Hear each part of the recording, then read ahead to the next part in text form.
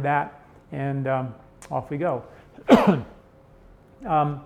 Okay, so how do we address our ideal weight? How do we get our ideal weight according to Ayurveda? Whether you want to gain weight or lose weight, bring your weight back into balance is very, very important.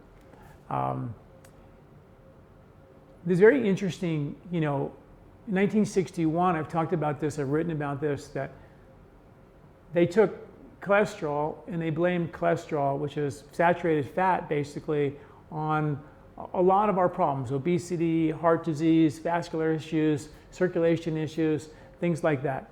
And this year, this January, in fact, the FDA put out every 5 years they put out a dietary guideline, and they were talking about it for a while. They were going to take cholesterol off the nutrient concern list, and they did in January. And I got an article coming out about that. And what's really interesting is that cholesterol, which is fat, saturated fat, I think makes us gain weight because it's heart disease. It turns out that they said that that's actually not true anymore. You can eat eggs, you can eat butter and these things, although they're slowly opening the door to that saturated fats are okay. But the studies really show that there's no real direct link between cholesterol, saturated fats, and heart disease. That there is a link, which is an independent risk factor for heart disease, which is called triglycerides. And those are on your blood test too, and you can look at them and you can see, and that number should be under 100 if you want to be ideal, have your ideal weight, and have your ideal balance. Now, here's an interesting thing about triglycerides, and how does that relate to fat? Because cholesterol is more about heart disease, but triglycerides are the ones that turn into fat. So you eat a lot of fatty food, and that extra fat, or a lot of calories, or sugary foods, things like that, those extra calories get stored in your body or converted in your body as triglycerides. And those triglycerides are stored in your fat cells as reserve fuel, so you could have extra energy down the road. And your body will use that fuel to give you energy in between meals. It'll use that energy during the winter time. A lot of research in the paleo camps who say that fruits are sort of not so good because they're sugary, and the sugar turns to triglycerides. The fructose turns to triglycerides and basically stores right as fat, and the body doesn't use it as energy.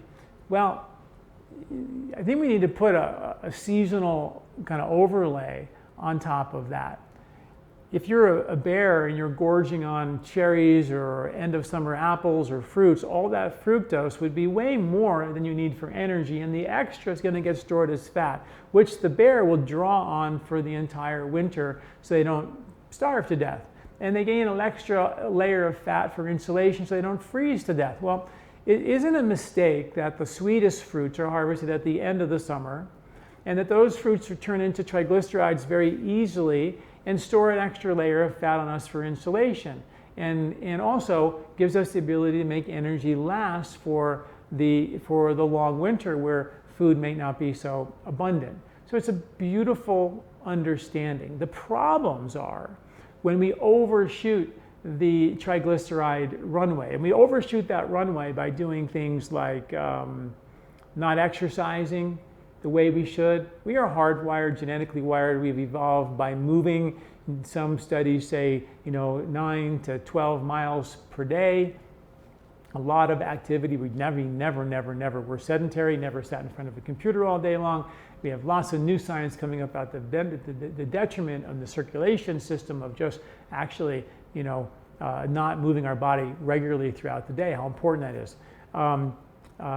Stress is a factor that can damage the good fats. A poor, highly processed diet is one that causes the excess amount of bad fats or triglycerides. And also gaining weight, of course, is directly linked to sort of overshooting the calorie runway, having extra fuel if we stuck in your fats as a reserve, and then the body that stores it, and that creates real problems, and it's linked to not only obesity but blood sugar issues. And the more we don't regulate blood sugar in our blood, the more that sugar gets stored as more triglycerides and more fat, and creates more damage and more problems. And the more we have overshoot the runway of triglycerides, there's direct links to that causing inflammation of the arteries and irritation of the arteries and damage of the heart and the circulatory system as well. So triglycerides are sort of the new risk factor that you can just take a quick look at your old blood test and see if the number's under 100. If it's under 100, you're great. Usually what happens when triglycerides go up, your HDL levels go down, and HDL levels are your high density lipoproteins that take the bad cholesterols out. So if you have lots of extra sugar in your diet and extra food in your diet, then the HDL levels tend to go down, and that's a problem. So I've written an article or two about this it was a Harvard study. It was published in the journal Circulation. And they found that if you take your triglyceride levels and you divide it by your HDL levels, let's say your triglyceride levels are 100 and your HDL levels are 50. Well, the 50 goes into 100 twice. If you have a ratio of triglyceride levels over your HDL levels and it goes in around 2 or less, you're in pretty darn good shape in terms of the quality of your triglycerides. It's linked to better blood sugar, better cholesterol levels, heart issues. They relate that to the good kind of fat particles. The big fluffy ones are really good. The tiny ones are really bad. So that relationship, either just low triglycerides under 100 or having a ratio that's under 2 or around 2, is what you're looking for in that department. So how do you get that? Well, you want to make sure you're exercising well and regularly. You want to make sure you're eating a good, healthy diet, not eating a lot of bad fats. That's really important because bad fats congest your liver and cause more triglyceride issues. You want to make sure that we do a couple of more things that I want to talk about. One of the things that I thought was really super interesting is that triglycerides are made of carbon, hydrogen, and oxygen. And 1/5 of the triglyceride molecule is oxygen. And 4/5 of that triglyceride molecule is carbon and hydrogen, which basically turns into carbon dioxide. So when your body is burning fat, a new study, a good study that came out in the British Journal of Medicine, found that we release a lot of the triglyceride fats out of the body by breathing, and how important it is to breathe. And when you breathe from the lower lobes of your lungs, where you have about 60 to 80% of the saturation of the blood, which is called the alveoli, in the lower lobes of your lungs is where all the blood hangs out. It's what they call a gravity-fed system. In the upper lungs, the blood sort of just gets, drips down into the lower lungs, and there's not a lot up there. There's alveoli up there, but they're not as perfused, and they don't exchange as much oxygen and CO2 out, oxygen in, as they do in the lower lobes of your lungs. So when you breathe efficiently, and of course, my first book, Body, Mind, and Sport, is all about deep nasal breathing exercise and having full respiratory capacity so you can breathe all the way into the lower lobes of your lungs, 26,000 breaths per day you take. And when you do that, you're perfusing oxygen in a more efficient manner, but more importantly, and the most important thing, is you're getting waste out. CO2, most of your triglycerides are being burned as you breathe. People don't realize that your breathing is a major source of detoxification of fats in your body. So if you're not breathing well, you're not going to burn fat well. So it was an interesting study, showed that breathing is a major way that we get rid of fat in our body. So one way to bring your weight back into balance is to make sure you're breathing in an efficient manner. In addition to breathing deeply, you have receptors in the lower lungs, baroreceptors, that in the lower lungs predominate more parasympathetic dominant activity, calm, relaxing, chill, handle stress, rebuild, rejuvenate kind of receptors in the lower lobes of your lungs. And when the upper lungs are for fight or flight receptors. If you see in the bear in the woods, take a gasping breath, upper chest, emergency, life-threatening situation. And in the life-threatening situation, the body stores fat and craves more sugar. You know what I mean? So this is sort of our culture, is that we're oftentimes very, very stressed. And the brain pulls down the menu, how do I get unstressed? And it starts craving sugar. And the more stressed we are, the more the rib cage gets tight, the more we start breathing like little rabbits 26,000 times per day, activating receptors in the upper lobes of your lungs, telling you that your life is an emergency 26,000 times a day. Now, if you breathe through your nose, the turbinates in your nose drive air all the way into the lower lobes of your lungs. And they activate calm receptors in the lower lobes of your lungs. And not only we are actually exchanging waste, CO2, 4/5 of your triglyceride molecule out of your body by breathing through your nose deeply. You're also activating parasympathetic dominance activation, which our study published in the International Journal of Neuroscience, when we actually measured nasal breathing versus mouth breathing, we saw that there was a significant amount of parasympathetic dominance when you breathe through your nose, which means that the body gets super calm. And when you're calm, the body burns the calm fuel, which is your fat. Fat is calm fuel, stable fuel, long-lasting fuel, sleep through the night, handle stress fuel. It's your chill fuel. And most people don't burn the chill fuel anymore in our culture. We've become super lousy at burning fat as a culture. And the problem with that, it doesn't matter if you're fat or skinny. If you're stressed out, some people actually, lose weight when they get stressed out. And some people are really good at taking that stress and taking the extra fuel that they eat for their brain, the extra sugar that they eat, they overshoot the calorie runway, and that gets stored as fat and we gain weight. So depending on your constitution, you may gain or lose weight, but the key, whether you gain or lose it when you're under stress, is to deal with the stress and to make yourself a better fat burner. So one take-home technique right away, I've written a bunch of articles about this, is become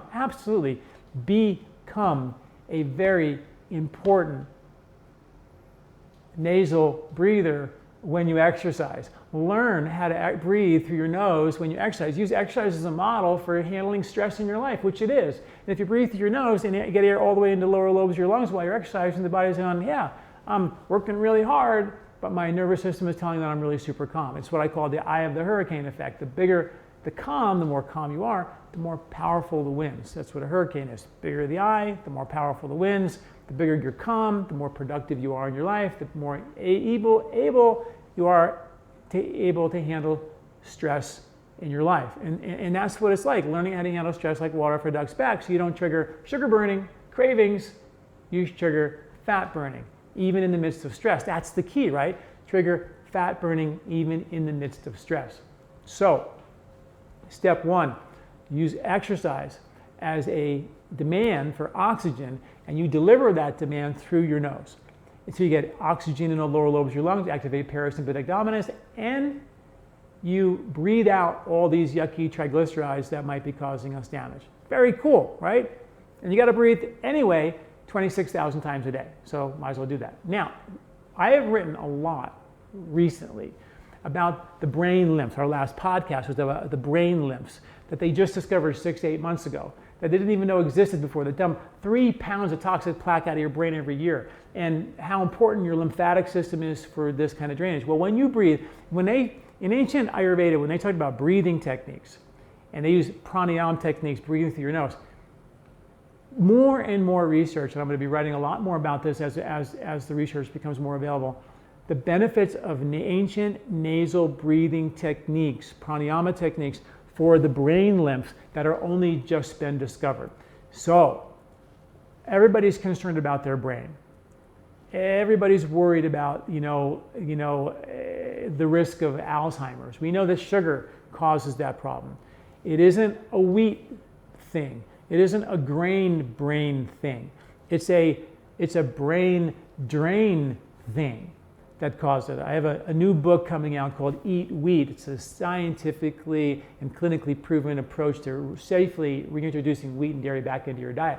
And it's all about the science that you haven't heard that talks about that wheat is not the issue. It's our weak digestion that makes us lousy fat burners and inability to process these foods. Now, so the nasal breathing when you're exercising is so important for these brain lymphs. Okay, I'm going to be writing a lot more articles about different breathing techniques for brain lymph as they come out. I've written a couple already. You can go back and check about how to clean out your sinuses and things like that.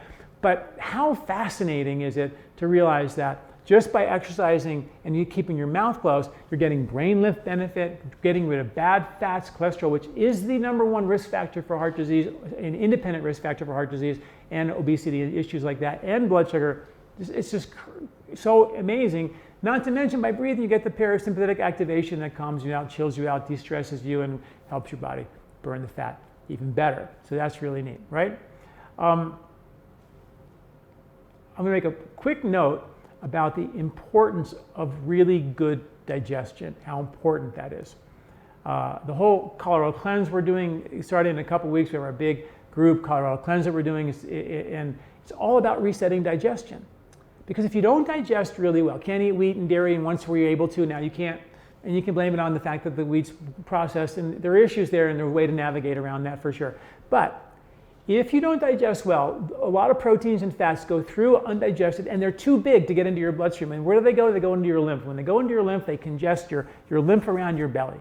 And there's good science to show that that lymph around your belly, if those big fats that aren't digested, those big proteins like gluten that aren't digested, get into your lymph, they push into your fat cells and they cause abdominal fat and fats around your body. And in addition to that, these lymphatic vessels get old and they wear and tear, and they just like your arteries. There's studies now showing that the lymph vessels can get plaque in them and can become damaged, just like our arteries.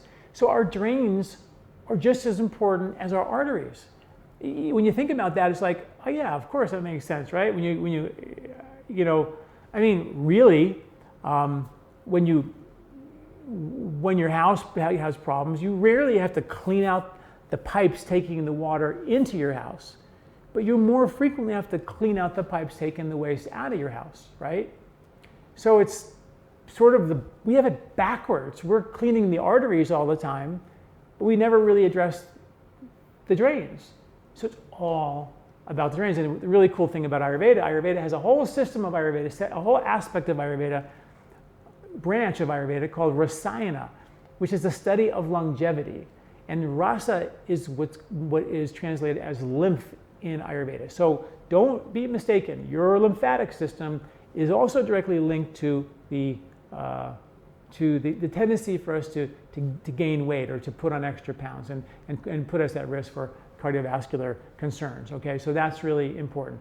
Exercise is really great for your lymphatic system as well, and breathing properly a piece of that puzzle. Really cool. Okay, so now let's move on to some other things that are really important. Well, let's talk about some things to get rid of triglycerides and balance them first. One, no processed fats, no cooked oils. If you look at a loaf of bread and that bread has cooked oils in it, not good. A cracker, anything that's been baked in an oven that has cooked oils in it, I highly recommend not eating it. You know, that's the big deal breaker, okay? So that's a simple thing to do. Foods should be simple. Whole foods, not processed foods. Please, please, please. You're congesting your arteries, you're congesting your lymphatic vessels, you're congesting your heart, and you're storing that extra undigestible fat in your fat cells, and it's causing weight gain issues, okay? So that's really super simple. Exercise, we talked about, really important. Studies show that fish oils, for example, are really important. If you have high triglyceride levels, taking fish oils like 4,000 milligrams of EPA and DHA a day actually can lower your cholesterol by your triglycerides by 30 to 40%. Very, very cool. Every 1,000 milligrams of EPA or DHA, marine-based, unfortunately plant-based, like flax and things like that, didn't have the same effect on triglycerides as did the fish oils. And I know a lot of you are vegetarians, and there are other ways that flax and chia and plant-based omega-3s work that are not really completely understood yet. But we do know, if you have triglyceride levels that are high, that taking 1,000 milligrams of your omega-3s, fish oil omega-3s, will lower your triglyceride level by 10 to 15%. And 4,000 a day gets about 30 to 40%. So it's a big difference. And fish oils work really well. Turmeric works really well. Amalaki works really well. These are all the things we know, and I've written a lot about that lower triglyceride levels really, really well if they're a bit high. And of course, you got to take the fats out of your diet. You can't overshoot the food runway, right? Because any extra calories is going to turn to triglycerides. It's your body's first way of saying, okay, I'll put this over here and I'll use it to, in between meals today. But then you don't use it in between meals, and it starts to push deeper into the fat cells. Super simple, makes perfect sense and easy to resolve, right? So really, really important. You want to make sure if you're going to do fish oils, get good quality fish oils that have no heavy metals in them. And I'm a big fan of naturally enteric coated fish oils, which means that they don't get digested. They go right into your intestinal skin. They support health of your intestinal skin and right into your lymph as well as your blood. And they deliver those good fats to your brain and to your heart and to your arteries and to good places. So that's really important. I wrote an ebook a while back called the Weight Balancing ebook. And it was based on, and it's free. And it's a whole ebook. It's really beautiful. And if you're looking to balance your weight, then read this ebook. It was based on a study I did when my book, The 3-Season Diet, came out. And it was all about, we had like 18 people and we had them eat 3 meals a day, no snacks. And we gave them a questionnaire asking them, how they felt each week. And at the end of we gave them a before and after questionnaire. And what was interesting was that when I asked them to eat breakfast, lunch, supper, no snacks, they had a hard time with that the first week because they were so addicted to having a little nibble here and a little nibble here and a nibble here because we have food like 24/7 now. We're not used to not eating. And we have good science to suggest that we thrive when we don't eat. The cells live longer, mitochondria make more energy. We're genetically wired to not eat that much, but we now have food all the time, and a lot of times the food is sugary based or sugar laced, and it doesn't deliver fat, long-lasting energy. It figures sugar, quick emergency energy, and we feel good for a minute, and then we're crashing. We want another snack, and we've created a culture where we become really good at sugar burners, sort of, diabetically, and really lousy fat burners, which means energy doesn't last long, which means we can't be calm, we can't handle stress, we can't chill, we get depressed, and we store extra fat and gain weight. Those are our two issues, right? We have a lot of mood instability issues in our culture. We have a lot of weight-related issues. More than 35% of the population is obese now. This is not even funny, but it can be so quickly brought back to balance if we just all follow some of these super simple rules. And in that weight balancing ebook, I talk about exactly what we had our study group go through. And I'll give you the highlights of that, and you can go read it for more of the details. Step 1, 3 meals a day, no snack. If you can't do that and your blood sugar is so wacky, you got to eat 4 meals a day to get through it, do that. Then have 4 meals a day, and then work down to 3 meals a day. Okay, that's going to be step 1. Make lunch a bigger meal. Relax, enjoy your meals. Don't race through them. Make them count. You're only going to eat 3 times a day, so make them count. Okay.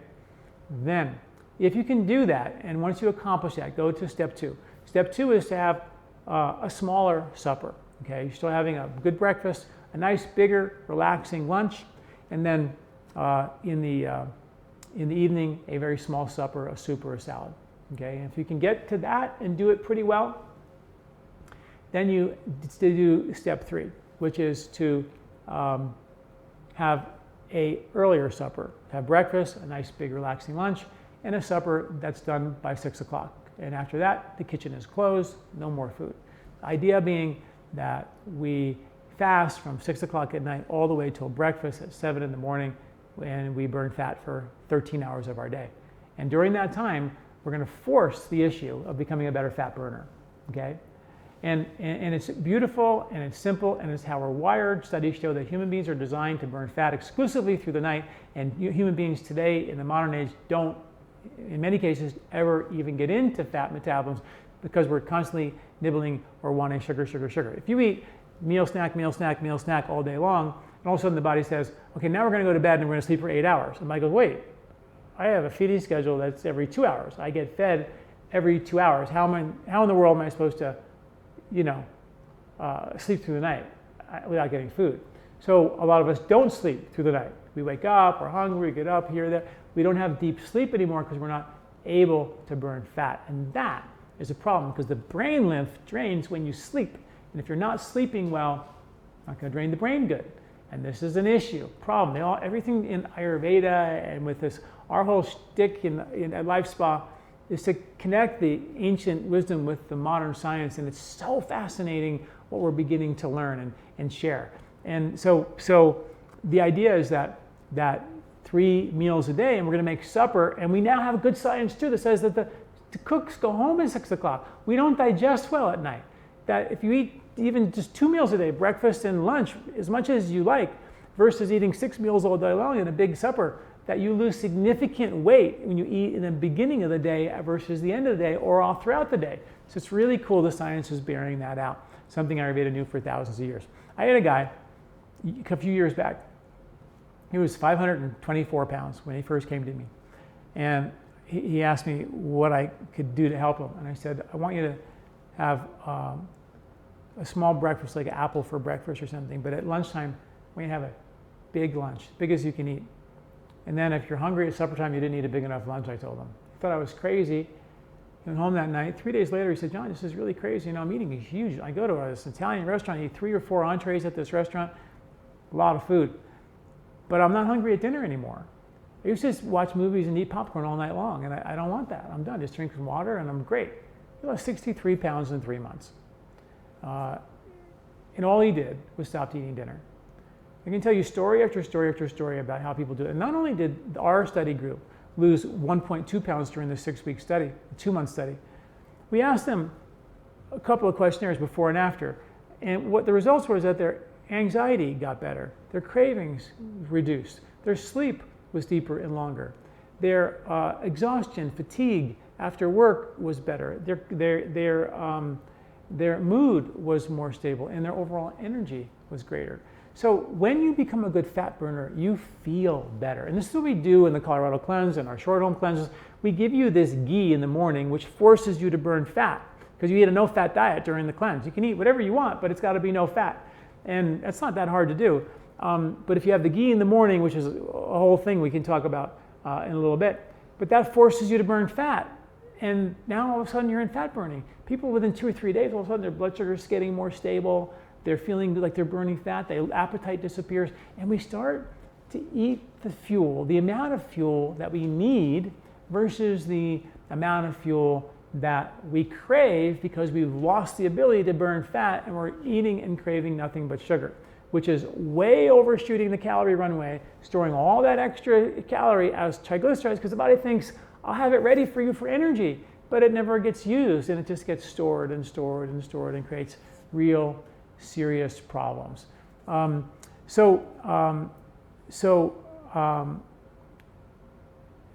the major thing, is to go, oh, I didn't finish. So step three was to make supper earlier. And then the final step of this whole process was to skip supper for 3 to 7 nights per week. See how you do. If you wake up in the morning, have a light breakfast or whatever you need to get yourself to lunch, have a nice big lunch in the middle of the day or the early afternoon, and then by supper, you're feeling like, God, I'm still feeling like lunch is still full. Maybe you have lunch a little later, like 1 or 2 o'clock in the afternoon. And you're like, I'm so full, I don't really want supper. So you drink some water and go to bed.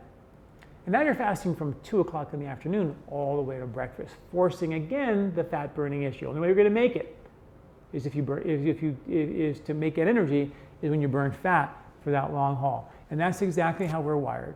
We are wired as feast or famine. Yes, eat a ton when we have it, and then like at lunch, and then nothing, because that's how we survived as human beings. That's why we're here, because we have the ability to make energy last.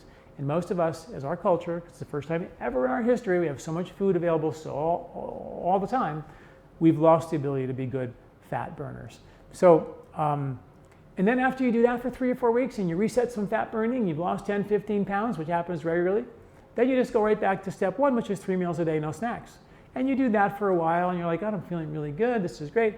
And then you want to say, I'm really feeling like I want to lose another 10 pounds. Okay, great. Then you go right back through the process again, and then you start, skipping supper the best you can.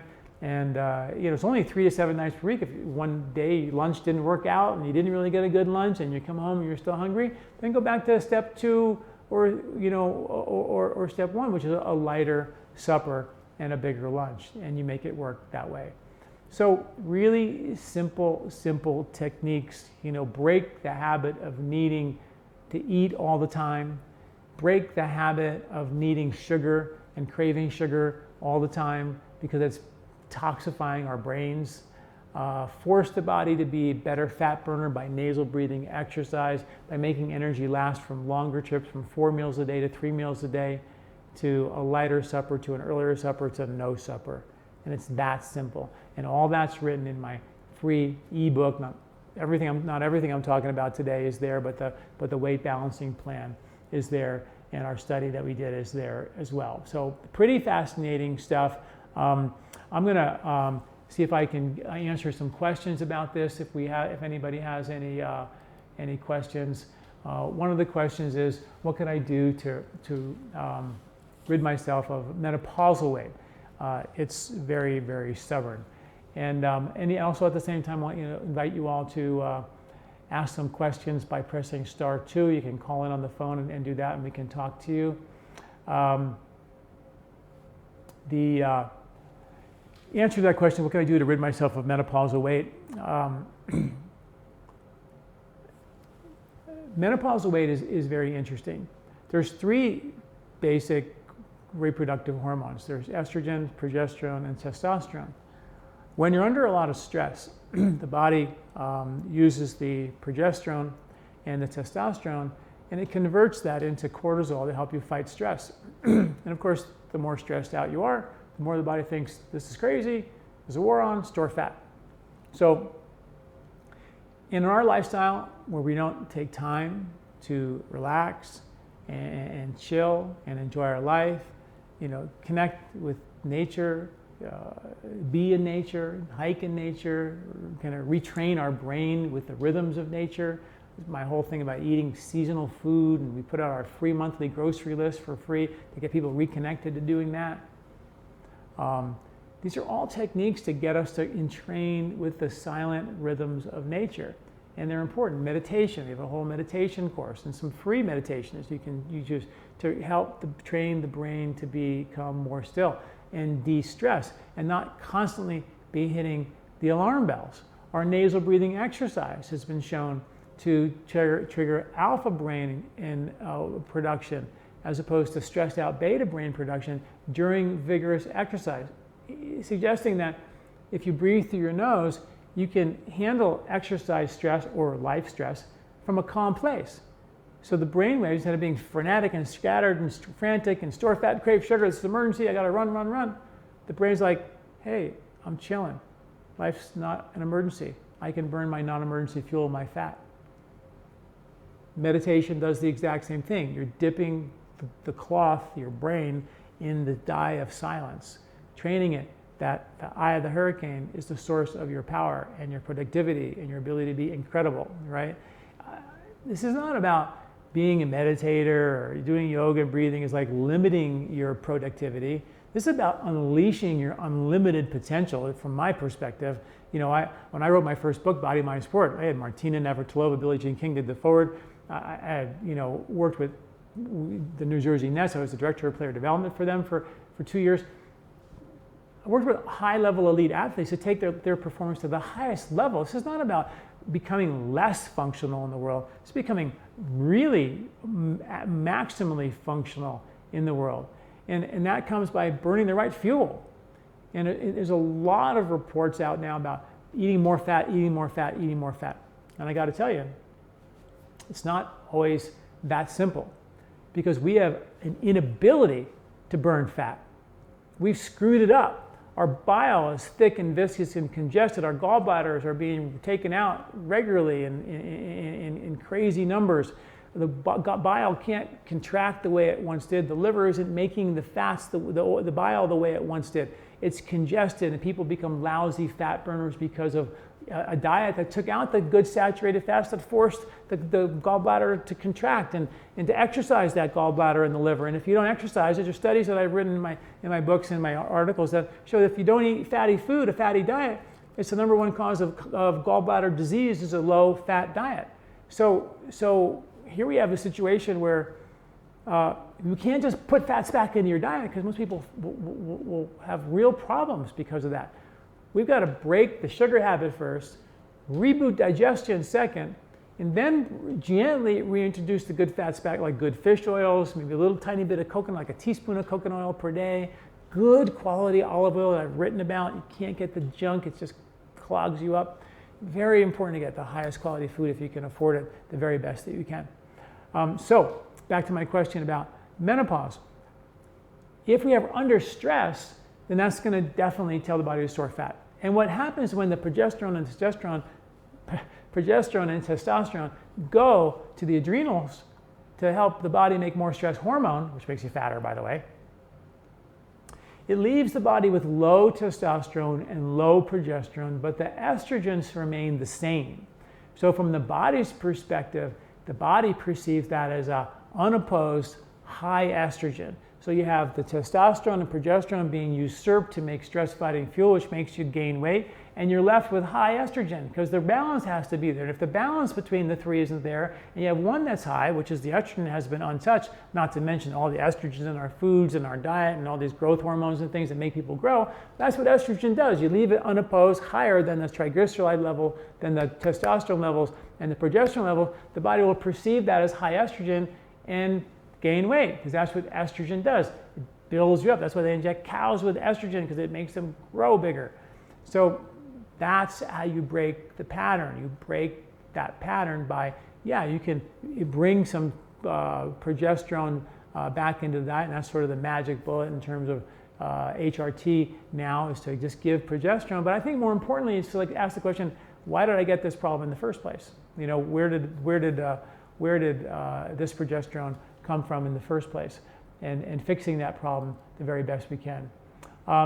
Okay, a couple of other questions.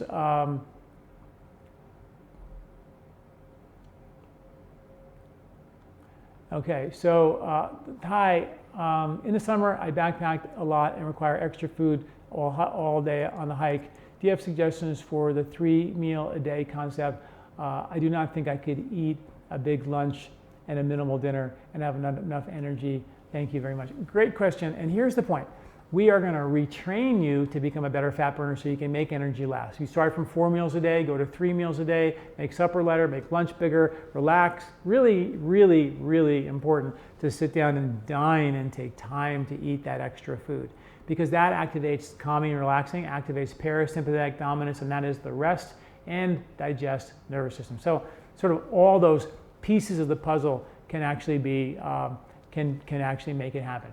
But I've had so many patients who tell me they can't eat 2 meals a day or just even 3 meals a day, and once we make them into fat burners, they can. And that's the whole point of this weight balancing plan. You don't go from step 1 to step 2, or step 2 to step 3, or step 3 to step 4 unless each step is absolutely effortless along the way. How does ghee force fat burning? Can we substitute butter? What's the difference? Ghee is clarified butter. You take butter and you put it in a pot, boil it up, all the milk solids boil off, and you're left with the oil. The oil of ghee or butter is primarily what's called butyric acid, a fatty acid that is very, very important for our body. Ghee has the highest source of butyric acid on the planet. In your intestinal tract, you have microbes, one called Clostridium butyricum, which makes butyric acid or ghee for a living in your intestinal tract. And it's the number one, the butyric acid, driver of intestinal energy, cellular energy, colon cellular energy, fat burning, supports the health of the microbes and your immunity, and that's the very, very short list of what butyric acid does inside of you. Ghee is a powerful medicine to heal and repair the skin of your intestinal tract, and that's exactly what it does. Feeds your good microbes, supports the immunity, where 80% of your immunity is on the junction between the villi and the lymph on the outside. That's where it all happens, and that's what ghee does. And when you have a bunch of ghee in the morning, and that's all you eat, you're going to burn that fat, that ghee, as energy. It's going to go right into energy, and you're going to start to burn fat. Now, if you have no fat in your diet that day, this is like during the Colorado cleanse, you're going to force your body to get energy somewhere else because there's no sugar there. It's just going to force the body to get fat to burn. And that's exactly what happens. And we have science to prove that not only does it burn the good fats, make you better, supports stable energy and no hunger and all that, but it's been shown to pull fat-soluble toxins, heavy metals, pesticides, preservatives out of your fat cells, because it forces the body to burn fat. There's good science, and I've written a lot about that in some of the articles I've written about how ghee works as a detoxifier. Now, I haven't seen the studies on, say, using flaxseed oil or even butter for that matter, but ghee was studied and well documented to do that. And ghee is the highest source of butyric acid. And we know all kinds of things about why butyric acid is so good for your intestinal tract. So it's pretty cool stuff, actually. And that's why I love this ancient wisdom, modern science thing, because we're understanding how they understood that ghee was so important, how they knew to boil it down and cook it and make it this purified version of butter, and how nutritionally important it is for our intestinal tract and detoxifying for us is also pretty cool. Let's see what else do we have here.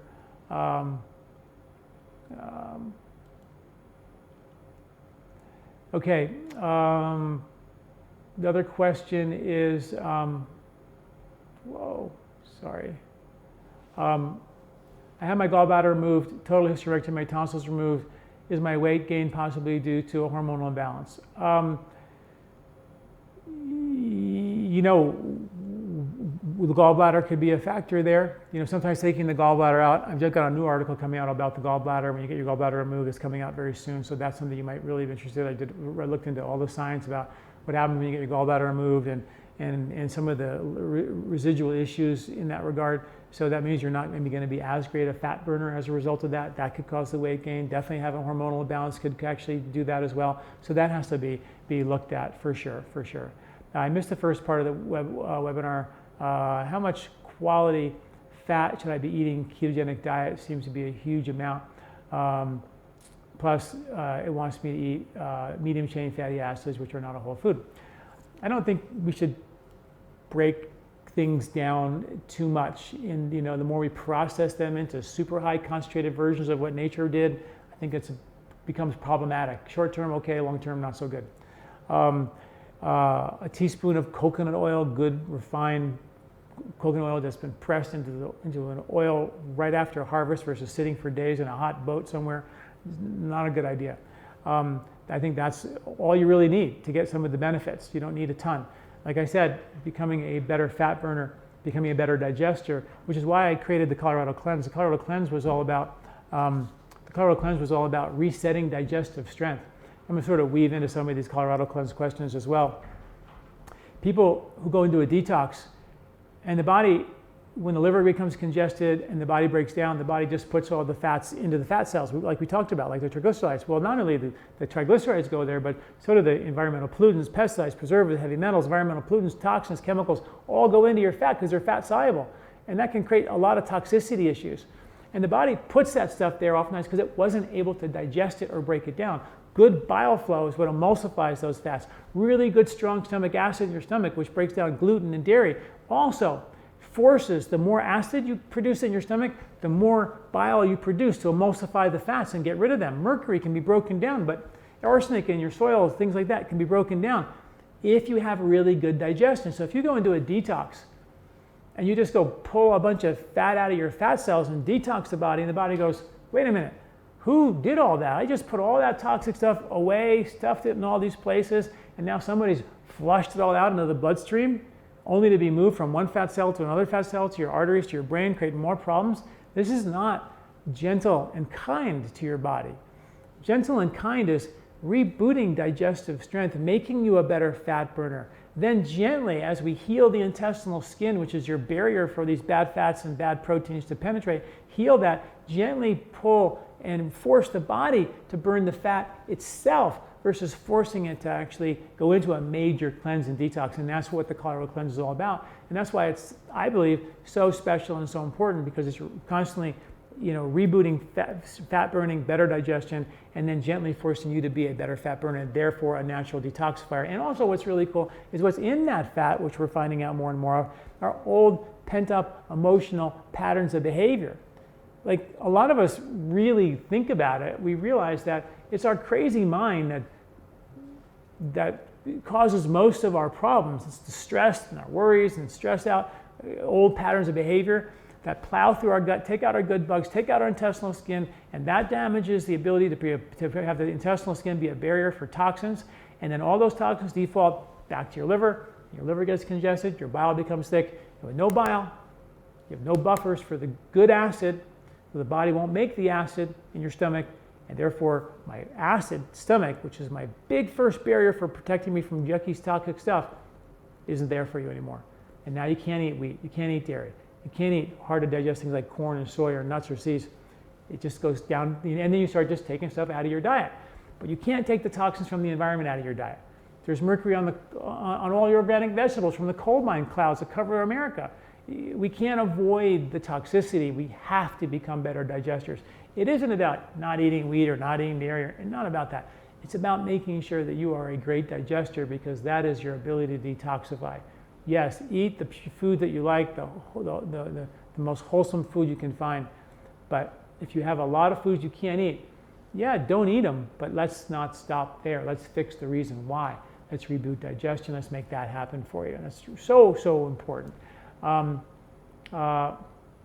What else can we do if we had our gallbladder taken out? Again, I get so many questions about this, and it's an epidemic of people getting their gallbladders out. And the good news is, it doesn't matter. We can work around the lack of the gallbladder. I promise you we can. And I have this article coming in, and I'm going to kind of defer a lot of that discussion. But so much of it is about like doing the colorectal cleanse and forcing bile flow and forcing your liver to be cleaner so it can make bile on demand better.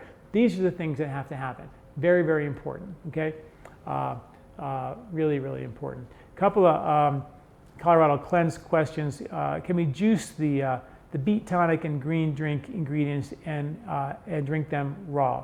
Absolutely. In the Colorado cleanse, how the Colorado cleanse works is we have just a 14-day digestive reset and detox.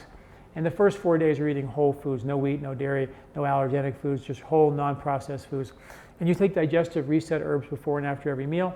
And you also take 1 beet per day, a green drink that we make special to help increase alkalinity and lymph flow and detoxification, and an apple a day. And the beets are phenomenal. They actually vasodilate the bile ducts and the biliary tubes in your liver to open up and increase more bile flow. So they really help the bile flow better and more efficiently. They are great lymphatic movers as well. And they oxygenate the body. They give the body energy and vitality. And even though you think that beets are really sugary, they actually have been shown in many studies to lower blood sugar. So it's just like, I love it. It tastes sweet, and it also is good for the blood sugar. So really, really cool. And it can be raw or cooked either way. So that works fine. The green tonic can also,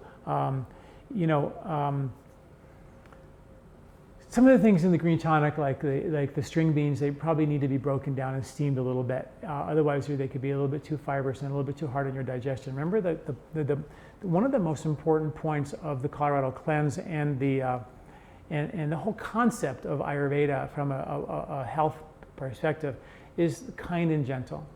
And the intestinal skin, if you take it and flatten it all out, it's as big as a tennis court.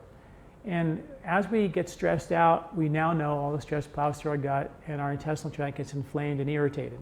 And when it gets inflamed and irritated, it breaks down our digestion, the intestinal villi separate, weird stuff gets through into our lymph, congests our lymph, our brain, our skin. Bad things happen, right? I've talked a ton about that. So the importance of your intestinal skin is so critical for your health and your longevity and your digestion. So it's really, really important. So when you eat a lot of raw food, unless you have really good detoxifier to break down that fiber and that cellulose and all that, which a lot of times it acts as an irritant into the intestinal skin, it can be too rough on the intestinal tract. That's why we use khichdi, which is like somebody took the time to take the rice and dehusk it by hand, and they took the mung bean, they cut it and split it, and the husk fell off, and then they would cook it with herbs and spices for hours and make this this convalescent soup that we give to babies and to elderly people to heal and repair them. And they did it by healing and repair their intestinal skin with ghee, with khichdi, with really kind, gentle foods. So when you're doing raw foods, not that raw food is bad, it's just that it's not so good now when we're trying to heal your intestinal skin. And the microbes line that intestinal skin. And if it's constantly being cleansed with roughage, it can irritate and inflame and create problems in our ability to restore the intestinal skin and the good, healthy microbiome. It's sort of very delicate and very gentle. And overdoing raw can create some intestinal irritations. You got to be careful. And that's one of the things we see in practice, that as soon as somebody gets any kind of intestinal inflammation, the first thing they got to get rid of is raw food. So bringing, and I've got another article that I'm writing in the process of doing all the research on the difference between raw and cooked food. And some of the research shows, what foods are better raw, what foods are better cooked. It's a lot of research that I'm in the process of doing. So I promise you that's a work in progress that I'm super excited about as well. So stay tuned for that. The beets can be done raw, the green drink, steam it up, blend it up, make it into a soup. You can drink it hot or cold, and that works fine. Apples are okay raw, but they're even better cooked too because they're super kind and gentle for your intestinal tract. If you have delicate issues as we go into this cleanse, you do everything a little bit on the cook side. Would it be beneficial to consume ghee in the morning after completing the Colorado cleanse? If yes, what's the recommended dose? I don't think that it's the greatest idea. That it's the greatest idea in the world for us to take ghee, like as if you're doing oleation, for the rest of your life. You eat ghee every morning, that kind of a thing. A teaspoon, not a big deal. You can put a teaspoon of ghee in your coffee or in your tea, or even coconut oil in your coffee or tea, blend it up and drink it. It's perfectly fine. However, Ayurvedically, when you do oleation, which is taking ghee a little bit more, challenging the gallbladder to contract and become a better fat burner and detoxify you and heal the intestinal skin with more of that ghee if you put it into your intestinal tract, that process is said to take 7 days, and that's the maximum. And it's said not to do it for longer than that. Now, so after you do the 7 days, I would take a break for a while. If you want to reintroduce some dietary ghee or cook with it again, or a teaspoon in the morning, I think that's fine. But I give your body a break from the fats because you just took a lot during the ghee cleanse, and then move on from there. What if some of the ingredients in the Colorado cleanse are found to create cellular reactivity for the person? These foods were identified on the ALCAT test. Here is the issue. An ALCAT test is an allergy test. Here is my concern about allergy testing, and there are some pretty good sites. The skin prick test has been deemed to be 53% inaccurate and 93% in one study of kids who are reactive on a test to certain foods actually had no reaction when they actually ate those foods, any measurable reaction. So I've written some interesting things about some of the testing that's been done. What I find problematic with a lot of these tests is patients will come into me with one test and then 6 months later have the same test back and have a whole brand new list of foods that they're allergic to and can't eat. So a lot of the reactivity is based, it's a snapshot of what they're reactive to at that particular time. And the intestinal tract may be reactive to one kind of food today and another kind of food tomorrow based on the irritation and the inflammation and the self-repair that's constantly going on. And so I'm sort of a little bit reluctant to have people avoid foods based on those tests. I'd rather, and this is the new science, have people avoid foods based on how they feel when they eat those tests. I have so many patients I say, how do you feel when you eat wheat or dairy or corn or rice or soy or all these and they all go, oh, I don't eat those. But because they were told not to by an allergy test. I'm going, well, let's before we take so many foods out of our diet and start living in this bubble, let's make sure that number one, you digest well, you can digest fats well, you can digest hard to digest proteins well, you can detoxify well, let's heal, repair the intestinal skin, get the lymphatic system draining better, and all of a sudden this reactivity issue sort of disappears. I can't tell you how many patients I had who had allergies, severe allergies to a lot of foods, now don't have these food intolerances anymore because we repaired the problem. And as opposed to taking the food out of the diet. Now, taking the food out of the diet, whether you be celiac or have an issue, for sure, if you're having issues with it, take it out. But that's not, in my mind, the final solution. To say, okay, you have this whole list of foods, you eat them, you feel bad, let's take them out, now you don't eat them for the rest of your life. Then you get another test 6 months later, and there's another 10 foods they add to that list. And then another 10 foods they add to that list. And it starts to get pretty scarce and slim pickings of what you can actually eat. I'm like, yeah, let's take them out, but let's also run a fine-tooth comb through your digestive process and do some repair and support these functions of the body and see if we can get you back on digestive lines so you can digest again. That's sort of how I look at it. And I find it to be great. It's just empowering for people. We're not like, okay, I can't do it. There's no way I can. Maybe, but let's not just throw the towel in and then let's give it a go. Let's go down with a fight and see if we can get this digestion back online, because it's your ability to detoxify, and that we don't have that much control over. Even if the organic foods have mercury on them, we can eat the best quality food, and for sure we should, but we can't avoid all the toxins in the environment, the stuff we breathe. And one study that showed that in America there's 400 billion pounds of toxic chemicals being dumped in the environment every year in America. 72 million of them are cancer causing. So it becomes really difficult to do that. How important is to stop drinking coffee? Just 1 cup a day with half and half. What can I replace it with? Getting off of coffee. Okay. During the Colorado cleanse, we do ask you to go off stimulants of any kind, coffee, sugary foods, things like that. It's a low-fat time of the year, or time during the cleanse as well. So we're not eating any of that during the cleanse. And when you become a better fat burner, that's how you stabilize it. See, sugar and coffee stimulate us to go up and down, up and down, up and down. How do you get rid of coffee? Become a better fat burner.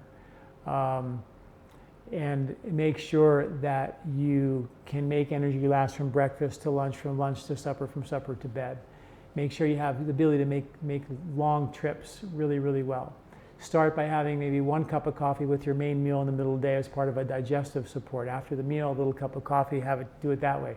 Versus on an empty stomach, to get you energy in the morning, which gives you energy and then crashes you. And next thing you know, you're on the up and down roller coaster all day long. And of course, the brain knows when I'm down over here at 4 o'clock in the afternoon, pulls down the menu and says, I know how to get out of this hole. I'm in another cup of coffee. And then you're off and running again, right? So how to break that is by getting the body to burn fat by having a meal, nothing, meal, nothing, meal, nothing. Force the body into fat burning. Have a little coffee with your meal so it's digested as part of the meal, and then you can break the habit completely from there. Lots and lots of water. Coffee is dehydrating, so drink, if you're going to drink a cup of coffee, I would drink at least 2 large glasses of water, one before and one after that coffee, to help make sure it doesn't sort of astringently aggravate, irritate your intestinal skin. Very, very important. Great question. I shouldn't tell you this, but in the new 2015 to 2020 dietary guidelines that just came out, where they put cholesterol back on the list, I'm not going to tell you, but okay, I will. Coffee is on that list. 3 to 4, I think it was 4 cups of coffee per day is actually considered to be beneficial according to the new recommendations. You got to be careful with that recommendation. However, a lot of people assimilate the caffeine way too fast, and it becomes way overwhelming for them. It stimulates them to make energy they don't really have, and they go into adrenal fatigue and depletion. So you have to be very careful with that recommendation. I wrote an article called "The Good and the Bad, the Ugly of Coffee." You can read the research on both sides of that aisle. If you want to learn more about that, I've got a pretty cool article about that. So check that out as well. But never a dull moment when it comes to the research. Ghee diet, why only 7 days? Can we do more? Again, like I said, according to the Ayurvedic rules, it takes only 7 days to really fully oleate the body and give that gallbladder a go. And I think the reason is, according to the science, is that if you flush bile, it takes a couple of days for the body to rebuild the bile. It does. So you don't detox the body into exhaustion. The Ayurveda is kind and gentle. A little bit each day, a little more, one final flush, and you're done. And then if you want to add a little fats and exercise the body in other ways after that, that's fine and different, but not as part of a cleanse and not oleating for the rest of your life. Oleating means kind of taking a little more fat than normal, where it oleates the tissues and creates suppleness and softness, which was the Ayurvedic kind of understanding of why we take the ghee, in addition to making you into a fat burner, in addition to contracting and exercising your gallbladder and chelating, pulling toxic chemical fats out of your tissues, which has been scientifically proven to do. So pretty cool stuff. What else can we do to help our body if we don't have a gallbladder? A couple of things about the gallbladder, and some more questions about that, which is more fresh vegetables, more beets, more celery, more artichokes, more greens, more apples, more good whole cranberries, all of which apples and cranberries have malic acid. They vasodilate the bile ducts and increase bile flow. These are all things that are really good. You know, considering taking herbs in your diet like turmeric, we have an herb called Beet Cleanse and Gentle Digest that are herbs that I take every day to help support better digestion. Because at the end of the day, you know, it's all about your upper digestive strength and your intestinal skin, the barrier, and the lymphatic drainage on the other side of that wall. You keep those guys healthy, you're going to be in great shape. I'm going to run to the phones here real quick and see if anybody's asked any questions.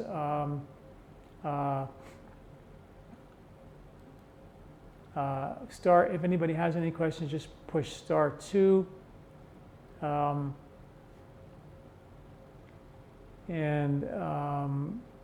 While I wait for that to populate, that page to populate, then go back to the questions, and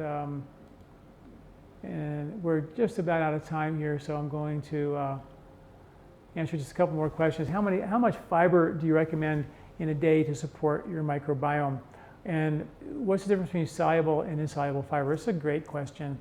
I wrote an article about between soluble and insoluble fiber. Soluble fiber is when the fiber breaks down in water and is soluble. Like oatmeal is gooey, right? And insoluble fiber is roughage.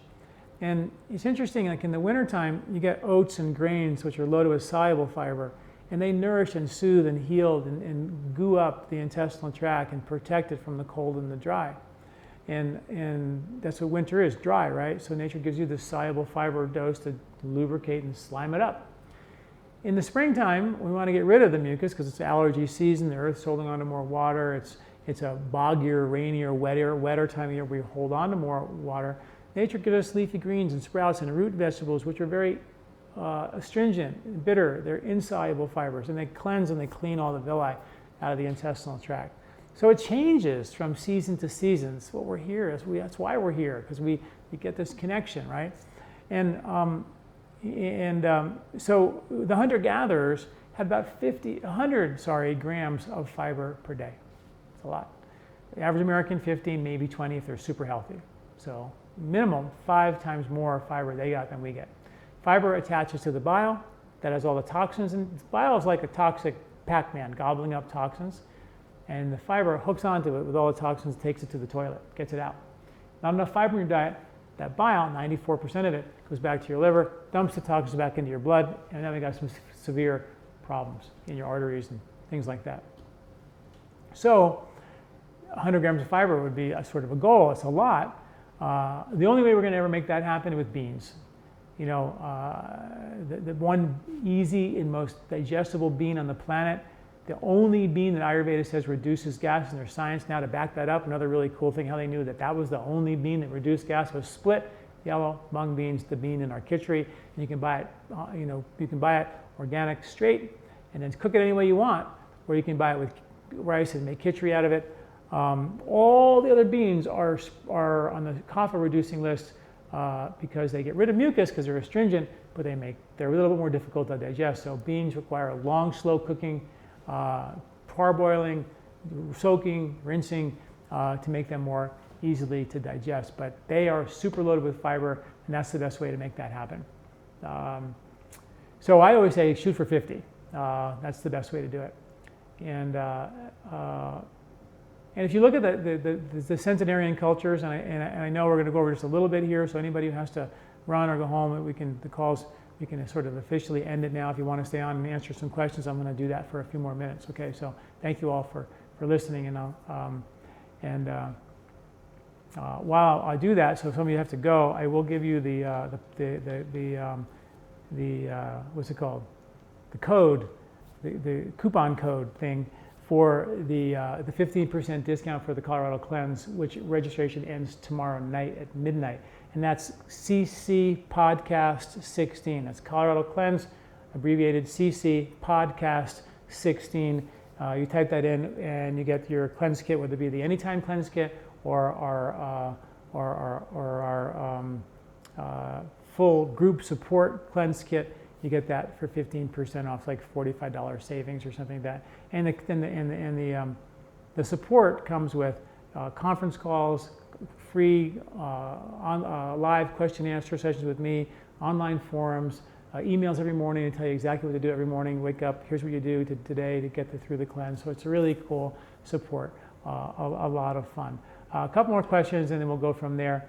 I feel lack of energy after a big meal. What could be responsible for this? This is really a great question. One is, after a big meal, if you're not delivering the nutrition, you're going to crash.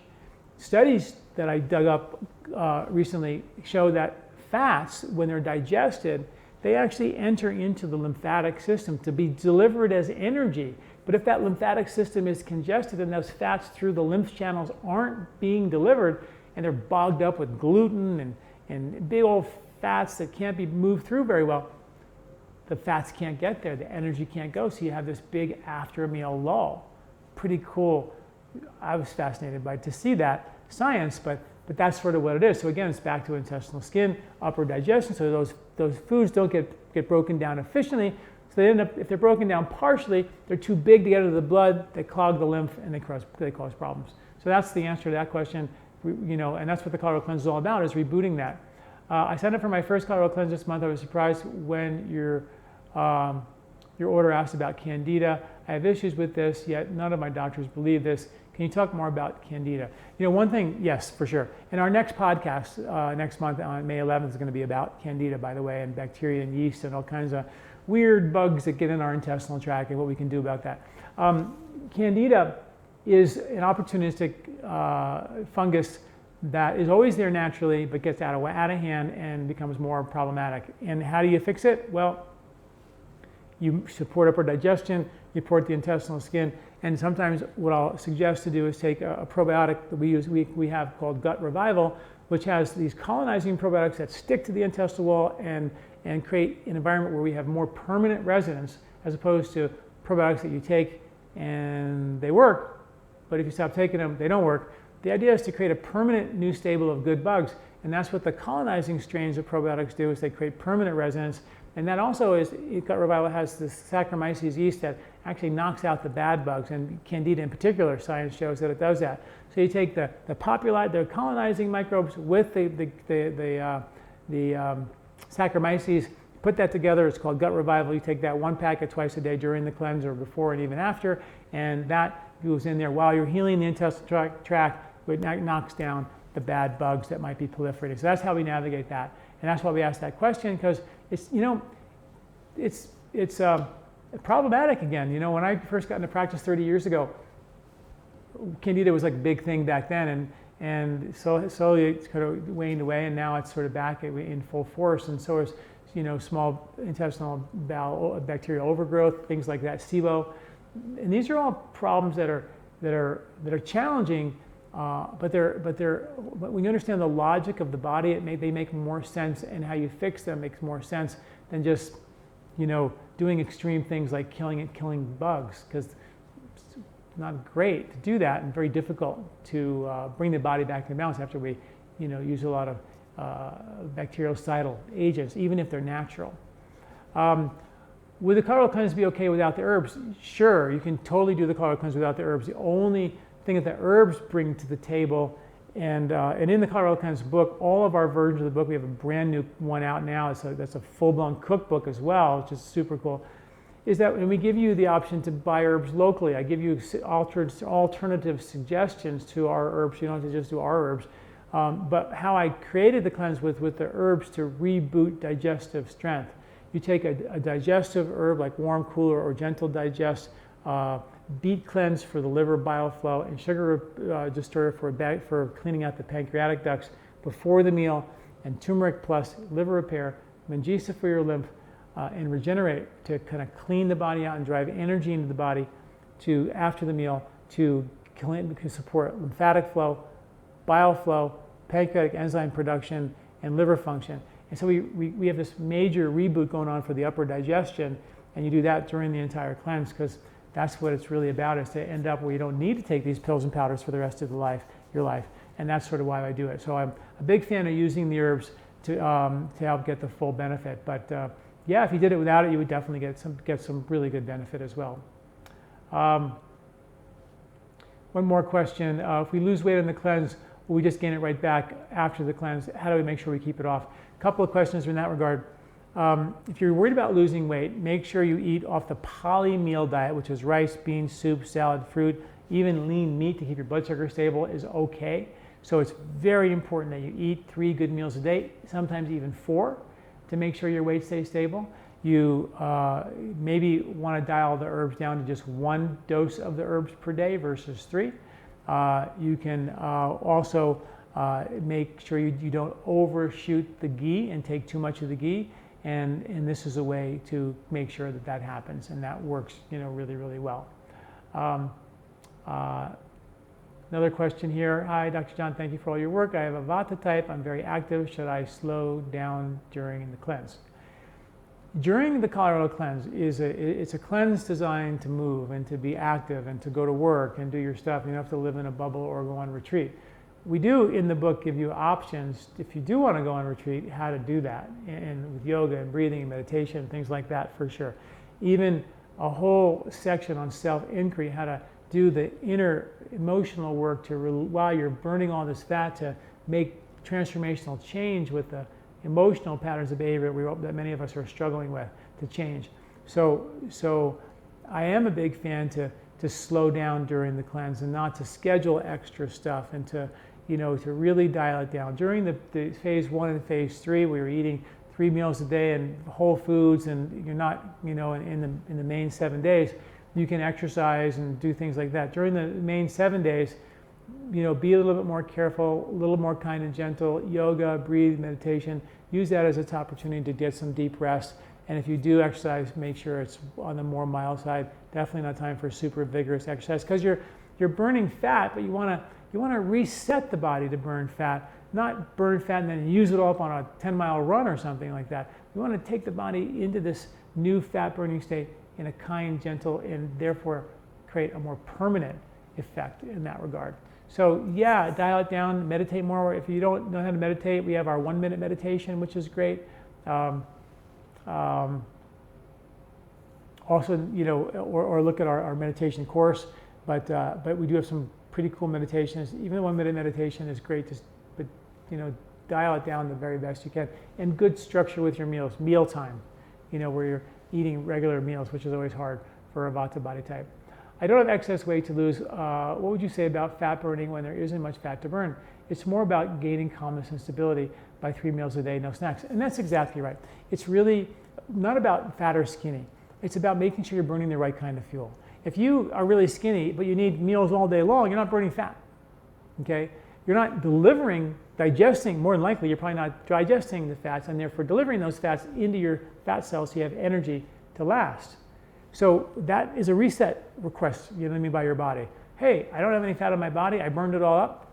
I can't store any good fat on my body because I can't break it down fast enough to deliver it. Every time I break it down, whatever I do break down, my body uses energy. But I can't give my body what it really needs to store and have a little extra, which you're wanting probably to do is have a little bit of a buffer, because fat is a buffer for stress. That's why bears hibernate and gain a bunch of weight before, so they have a buffer for the long enduring harsh winter. And we need to be able to pull that off. And so that's what that's about. So that's kind of going to be an upper digestive reset, with all the herbs we talk about to digest, to help increase digestive fire function, bile flow, pancreatic enzymes, duodenal enzymes. All those guys got to be there for you to be really good, to be a good fat burner, and really important and efficient bile flow. So again, thank you for the call. Again, if you're interested in doing the Colorado cleanse, please join us. Registration ends tomorrow night at midnight. And this is the early bird special is over. It was over last week to get the really super discount, but we're giving guys who are on this call the coupon code to actually get the early bird special once again, which is really special, cool. And that coupon code for that early bird special for Anytime Cleanse or our Colorado group cleanse, where you get the online support and the emails every morning and the customer service and the forum where you can ask we have over 500 cleansers so far that are going to be cleansing from all over the world. So you can kind of chat with them and share recipes. It's super fun. Online question and answer sessions live with me, and a whole bunch of online information about how to navigate the cleanse and what the cleanse is about and why. We have all kinds of new stuff on the website and in the group support page when you get to that page when you sign up for that. And that's all for you know, on a major discount right now until tomorrow night at midnight. And that's Colorado Cleanse CC Podcast 16. That's CC Podcast 16. All no spaces. All doesn't matter the case. CC Podcast 16. That again is 15% on off all of our kits and support, and that expires tomorrow night at midnight. So I hope you all join us for the Colorado Cleanse. I'm super psyched about it. Can't wait. And thank you for joining us for this call. We'll see you next month when we talk about yeast and Candida and other undesirable bacteria that may be living in our intestinal tract. Thanks for listening. Dr. John Douillard.